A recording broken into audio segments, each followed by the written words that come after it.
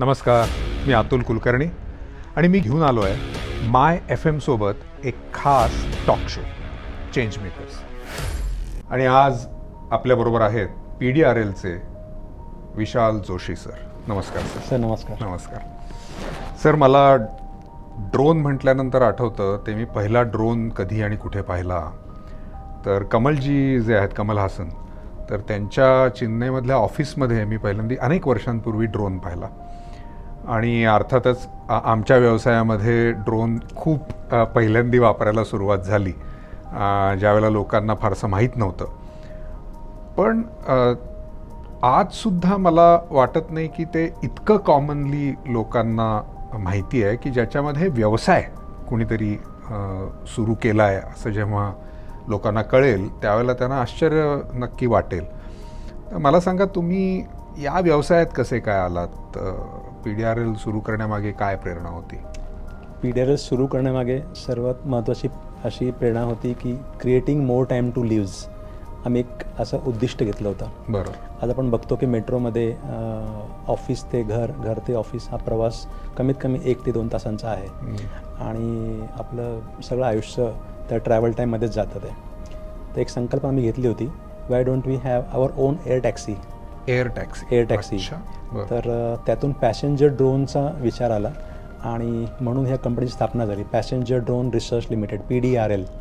अच्छा. लग्नात शक्यतो बघतो ड्रोन फोटोग्राफी आणि सिनेमॅटोग्राफी करता, व्हिडिओ करता असतात. हो. परंतु त्या व्यतिरिक्त सुद्धा ड्रोनचे बरेचसे ॲप्लिकेशन्स आहेत. म्हणजे ॲग्रिकल्चरमध्ये स्प्रेइंग करण्याकरता, सर्वेलन्स करण्याकरता, रेस्क्यू ऑपरेशन्समध्ये, मायनिंगमध्ये, कन्स्ट्रक्शनसाठी प्रोजेक्ट मॉनिटरिंगमध्ये, तशा विविध क्षेत्रामध्ये त्याचे खूप ॲप्लिकेशन्स आहेत. आणि त्या दृष्टिकोनातून मग कंपनीने सुरुवात केली की आपण सॉफ्टवेअरवर फोकस करूया. आणि आज कंपनी सॉफ्टवेअरवरती भारतात नंबर 1 आहे. हा जो सॉफ्टवेअर इंडस्ट्रीमधला म्हणजे ड्रोन सॉफ्टवेअर इंडस्ट्रीमध्ये तुम्ही जसं म्हणालात की भारतात नंबर 1 आहे, तर त्याची काय म्हणूया तिथे एस्टॅब्लिश होणं हे अवघड आहे, हे इतकं सोपं नाही आहे. तर ते तुम्ही कसं काय अचीव करू शकलात? आम्ही ज्या कस्टमरच्या ज्या काही गरजा आहेत, त्यांचे जे काही प्रॉब्लेम्स आहेत, म्हणजे आज उदाहरणार्थ आपण शेतीमध्ये बघतो, शेतीमध्ये आज आपल्याला मॅनपॉवर सहज उपलब्ध होत नाहीत. पूर्वी शेतीची कामं करण्याकरता माणसं सहज उपलब्ध व्हायची. आज सगळ्यांचा प्रवास गावाकडून शहराकडे सुरू झाला आहे. तर शेतीमध्ये जी समस्या जास्तीत जास्त आहे ती आहे स्प्रे करण्याकरता, ॲग्रिकल्चर स्प्रे करण्याकरता. मग असा विचार आला की आपण हे जर स्प्रे ऑटोमेटेड केलं, कम्प्लीट ऑटोनॉमस फ्लाईटने केलं तर ते कसं राहील. आणि त्याच्यातून मग एरोजिसियस ग्रीन हे प्रॉडक्ट आमचं तयार झालं. आणि ते कम्प्लिटली ऑटोमेटेड आणि ऑटोनॉमस प्रॉडक्ट आहे. तसंच असे बऱ्याचशा जागा आहेत जिथे आपण सहजासहजी पोहोचू शकत नाही. तिथे आपण ड्रोनच्या माध्यमातून सर्वे ऑपरेशन, सिक्युरिटी, सर्वेलन्स ह्या गोष्टी आपण सहज करू शकतो त्या. ह्याचा तुम्ही एक सर्टिफिकेशन कोर्स पण करता? हो. तर तो काय कोर्स आहे आणि त्याचा विद्यार्थ्यांना काय फायदा होतो? आज ड्रोनमध्ये सगळ्यात इंडस्ट्रीमध्ये सगळ्यात मोठं चॅलेंज आहे की स्किल्ड मॅनपॉवर. ते सहज उपलब्ध नाही आहे. ड्रोन इंडस्ट्रीची रिक्वायरमेंट आणि स्किल्ड मॅनपॉवरची असलेली उपलब्धता याच्यात खूप मोठा गॅप आहे. तर त्या गॅपला अनुसरून आम्ही असा विचार केला की आपणच त्याचं काही करिक्युलम डिझाईन करूया. कारण सध्या कुठल्याही कॉलेजमध्ये असं कुठलंही एज्युकेशन कारण व्यवसाय खूप वाढतोय, लेबर लागणार. तर स्किल्ड मॅनपॉवर आपल्याकडे नाही आहेत. तर त्या दृष्टिकोनातून आम्ही ते करिक्युलम सगळं डिझाईन केलं, PDRL सर्टिफाईड ड्रोन प्रोफेशनल. त्यामध्ये आपण त्यांचं सगळं सॉफ्टवेअर ट्रेनिंग कंडक्ट करतो आणि त्याचं प्रॅक्टिकल हँड्स ऑन, म्हणजे तो त्या क्षेत्रातला तज्ज्ञ म्हणून तो बाहेर निघतो ते झाल्यावरती. अच्छा. आणि मग आपली इंडस्ट्रीमध्ये त्याला लगेच हे मिळतं, त्याला जॉबच्या त्या भरपूर साऱ्या संधी आहेत त्याच्याकडे. काय काय संधी त्याच्यामध्ये आहेत? कितपत काय, म्हणजे त्याचा काही आकडा म्हणा किंवा काही? भारतामध्ये आपण बघतो की सगळ्यात मोठं सेक्टर आहे ॲग्रिकल्चर. त्यानंतर सर्वेलन्स करता सगळ्यात मोठा त्याचा स्कोप आहे. इव्हन डिफेन्समध्ये आपण बघतो सध्या जे काही वॉर होत आहेत ते सुद्धा ड्रोनच्या साह्यानेच वॉर होत आहेत. तर तिथे सुद्धा स्किल्ड मॅनपॉवरची खूप जास्त आपल्याला गरज असते. मायनिंगमध्ये त्याचा खूप जास्त यूज होतो आहे. कन्स्ट्रक्शनमध्ये जर यूज होतो आहे, तर इथे या सगळ्या ठिकाणी स्किल्ड मॅनपॉवरची खूप जास्त रिक्वायरमेंट आहे. आणि जेवढी इंडस्ट्री फास्ट ग्रो होते तेवढी मॅनपॉवर ग्रो होत नाही आहे. हा त्यातला चॅलेंज आहे. त्याच्यासाठी काही असं आवश्यक आहे बेसिक काही क्वालिफिकेशन किंवा काय हा तुमचा कोर्स करण्यासाठी?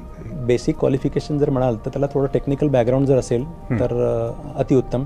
Otherwise any drone enthusiast can apply for this course. अच्छा.